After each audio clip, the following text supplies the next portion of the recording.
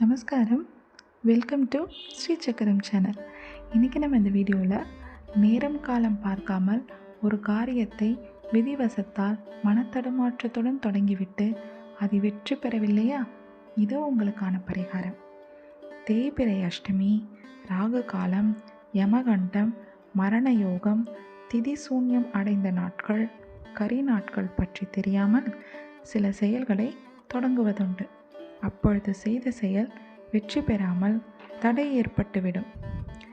அப்பொழுது வராகியை பஞ்சமி அல்லது பௌர்ணமி நாட்களில் அஷ்ட திரவியத்தால் அபிஷேகம் செய்து பச்சை நிறத்திலான உடை அணிவித்து நாம் வழிபட்டால் தடை நீங்கி காரியம் வெற்றி பெறும். மேலே சொன்ன பரிகாரத்தை பக்தர்கள் செய்து பலன் பெறுமாறு வேண்டி கேட்டுக்கொள்கிறேன். நன்றி.